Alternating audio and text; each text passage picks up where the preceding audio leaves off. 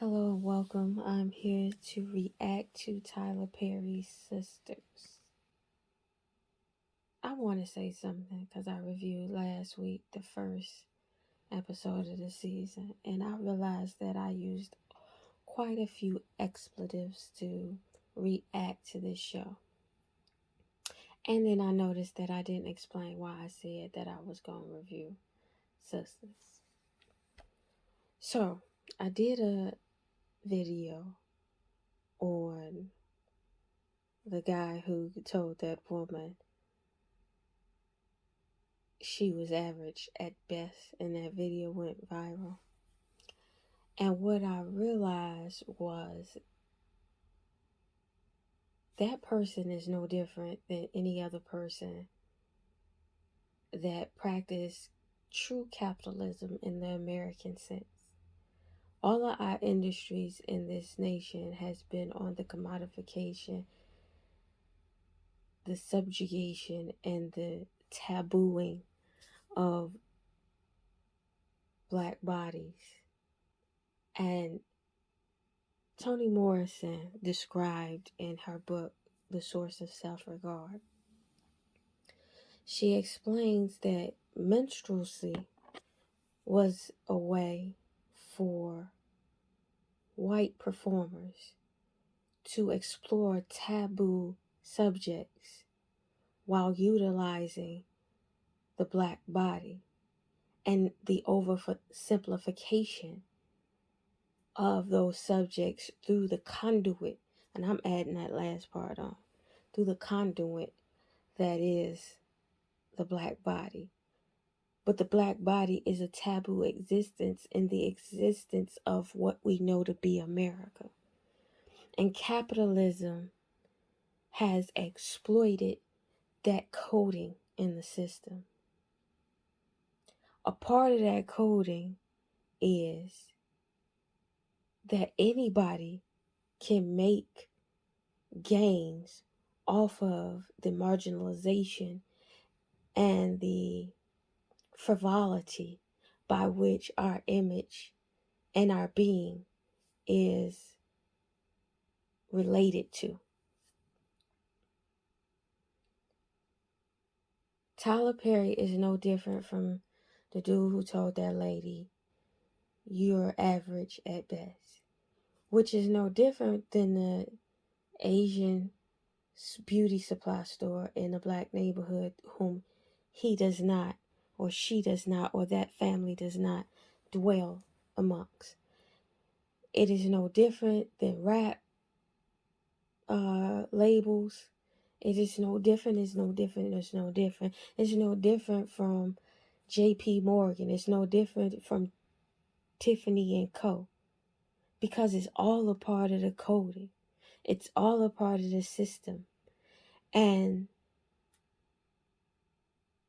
everybody's learned how to capitalize greatly off of that. So, I've done enough explaining. So, we pick up where we left off last week, where the guy who robbed Calvin is now robbing Maurice down to the currency exchange that is supposed to be the bank that both Maurice and her Sabrina works down to. Sabrina comes in on them, and let's see. Oh my God, get to the fucking point. Pardon my French. This has got to be the dumbest bank robber on this face of the planet. But knowing Tyler Perry in this currency exchange, maybe the bank regular manager can get into the vault just like that. Y'all ain't got no button y'all can trip or something? You about to be the dumbest. Ain't no trip button or something? I'm gonna have to fast forward because it's redundant. Oh, so now he got to back up. Maurice, set your ass up.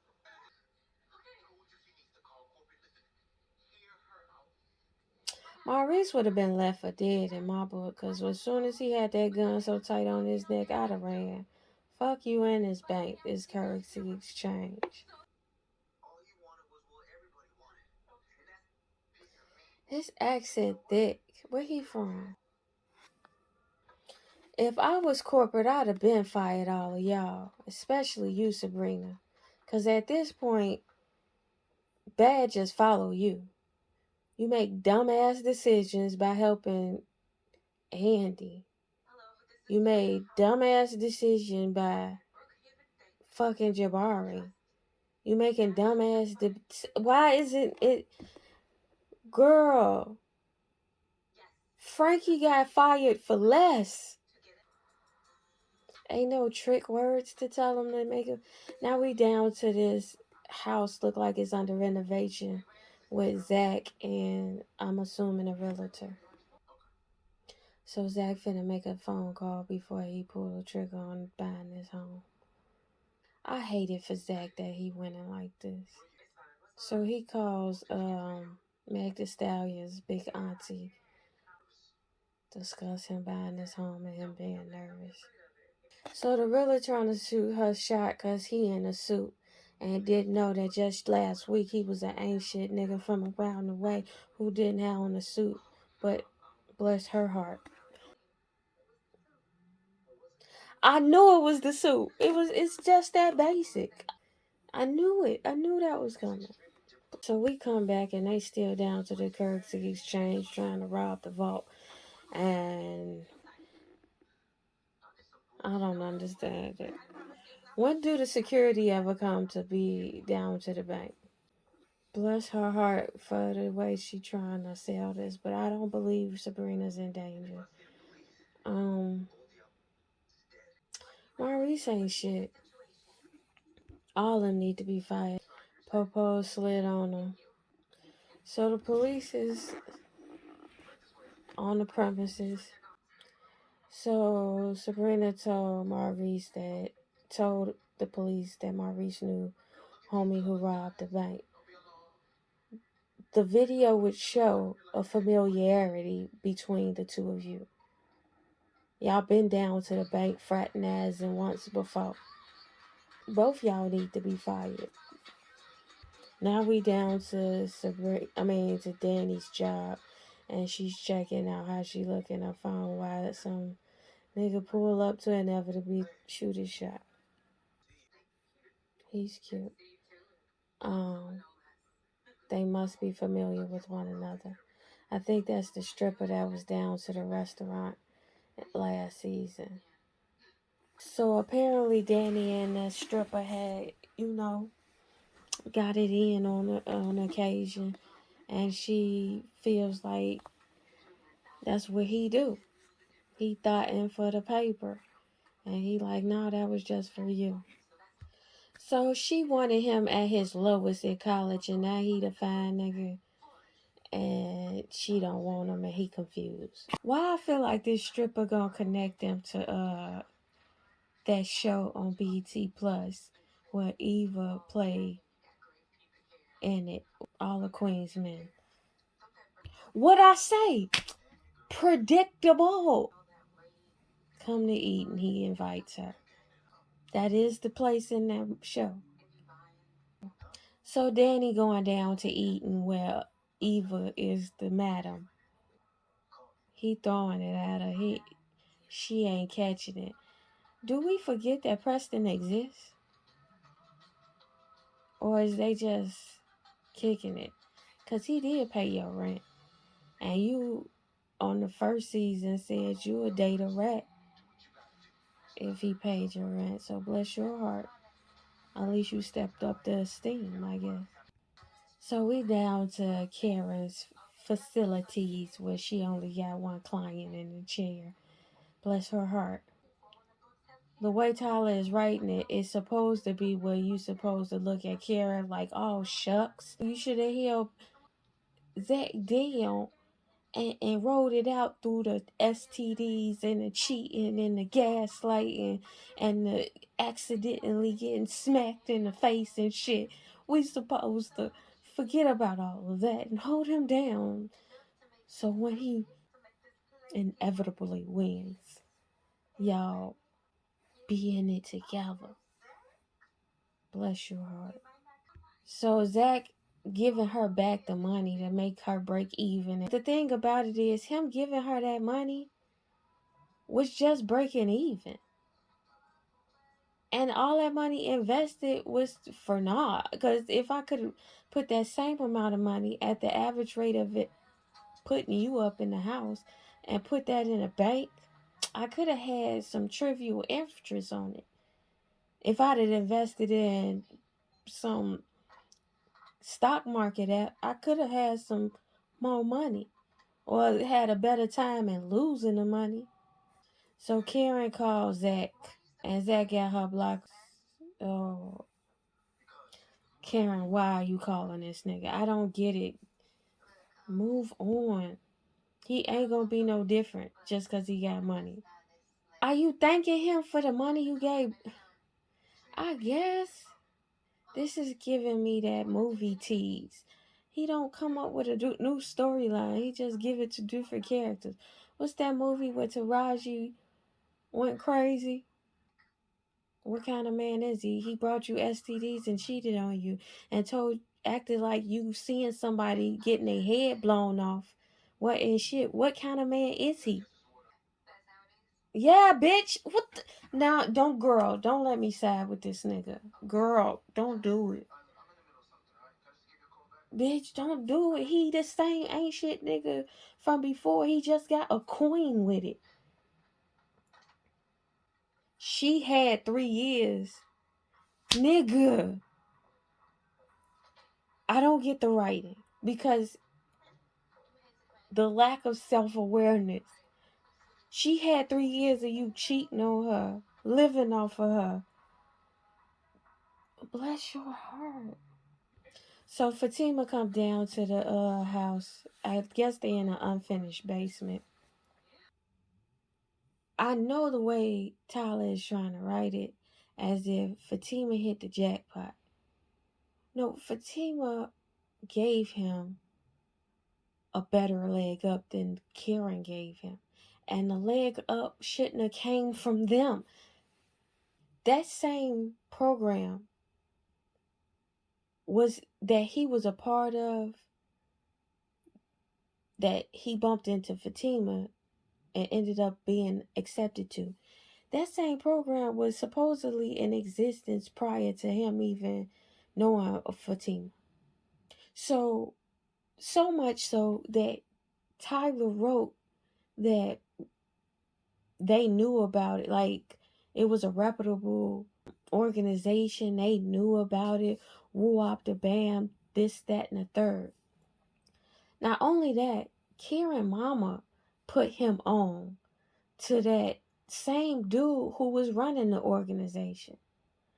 So in all that time, Fatima is going to be credited with helping him get the job. But he had opportunity after opportunity, not only of his own volition to get that leg up, but also by proxy of being with Karen. But we're supposed to take this as if Zach became a better man with this woman. No, he's still the same. I mean, I guess Tyler Perry isn't going to write him the same, and we're going to all of a sudden see this clean cut man that nobody. I guess y'all are buying this shit, cause he never showed in the seasons that Tyler had Zach with Karen. He never showed a nigga of ambition. He never showed a nigga who was down to figure it out and take a chance on himself. I'm not articulating myself succinctly because it's chaotic for me to express what I see. I'm supposed to look at this man who gave this woman STDs after STDs, and I'm supposed to look at it as her loss. I wish she would look at it appropriately, but of course Tyler is going to write it as if she doesn't know what a blessing. He wasn't right for you. Fatima, aka Meg the Stallion's big auntie, got the magical bloomer pudding that is making him a better man, whatever. But everything he is of happenstance. So can it maintain? I guess in Tyler Perry's world it can maintain, but this is crazy for me. And there is actually a demo out there who watches this and be like, "Oh, girl, you missed ill. Sick is all," and they'll listen to me and say, "You thinking too deep." No, beloved, you're not thinking enough. This is the minstrelsy I'm saying. This nigga can throw dick around inside a trade and come up because all he needed in his life of sin was him and Fatima. And because he has made it and Karen is going to get floated during her lean time of doing business while she was striving to become a businesswoman and make her dreams come true, while this man whined every scene he was in. And I'm good, I can't do it, I was in jail and whoop de whoop. And her mama was the one that put him up on game, like, nigga, stop whining and go get it. And now Karen's the bad guy. If anything, Kara's the bad guy for thinking she should double back to this ain't shit nigga. But bless your hearts for writing it. And those who want Fatima with Zach, y'all don't like Fatima. This nigga would have to put in at least 3 years of good work and a good character reference. It's like bankruptcy, nigga. Your character is bankrupt. You got 24 months to get it back. So this isn't an unfinished basement. It's a rehab development, I guess. So you supposed to talk these niggas up no matter what. She don't even know this nigga for real. And taking advice from Andy on what a nigga is for you, bless your heart. I hope he is the magical fairy tale nigga who turned it around just because he hit the jackpot with some insider trader that Tyler wants us to believe. This is nonsensical. So in Tyler Perry's world, Karen come down to the bank with Sabrina work at just in the nick of time to see all the popos at the door. You are a lonely bitch. You are. You got them almost killed. You did. You gotta sit with that. So Sabrina is worried about Maurice because Maurice walked off because he said he to blame for it, as he is. I mean, he could go get counseling and work that shit out, but you did let some dick that you knew the character of get in your way in between you and your job. Of course, her and Sabrina gonna talk that out for a while. Just because it came in the nick of time, this money, does not mean he is a godsend. It just means he is a conduit by which you are able to be held over. But bless your heart, Tyler gonna write it like it's something other than. Sabrina asked and do Karen feel Zach, and Karen said she judged Zach too hard. No, beloved, he gave you a it's me. It's going to be just me. But he gave you STDs. He lived off your couch. What he gave you was the time you held him over. You kept this nigga alive. That's the this nigga alive fee. And now she telling him that Aaron asked how to marry him. So Sabrina telling Karen it's good that Karen said she should wait and see and get married. Well, Sabrina, you got some nerve because you ain't got the gumption to tell none of your niggas nothing. At least she had the wherewithal to say, listen, let's take a pause for the cause.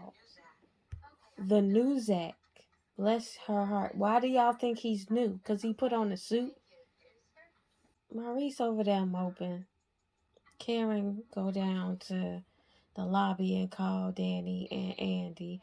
to tell them about Sabrina. This is another excuse to get them over somebody's house. Not that they just kick it to kick it, but this is an excuse to get them over to Sabrina house. Oh, gee, how you gonna tell me not to come high? We smoke tree around these B words. That's the only thing that makes sense in this show. What the fuck is you doing telling me not to come high? So Andy catches the cute, unattractive nigga down to the Fatima's office fiddling through her things. Fatima coming in and Andy telling her about what happened. So Fatima go to ask him why he behind the desk. Fatima continues to refuse to go down to HR or somebody to tell them, for the record, this creepy nigga keep being on my heels, but bless your heart. So the cute, unattractive nigga says some rude shit per usual. Now we down to Maurice tip for her to coddle his feelings. These ain't really friends. These some misery love company ass Mickey Fickies. Because a real friend would be like, listen, Maurice, we all go through some shit. And there is some culpability we all have to some extent. But your bitch ass had a gun to my head based on your irrational, thirsty.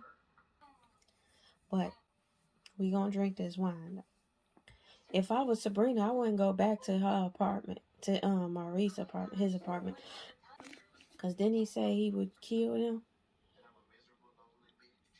So Maurice is facing facts. He is a lonely B word. But the thing about it is you finna sit in there and just be miserable, or is you finna say, listen, I need to glow up my esteem?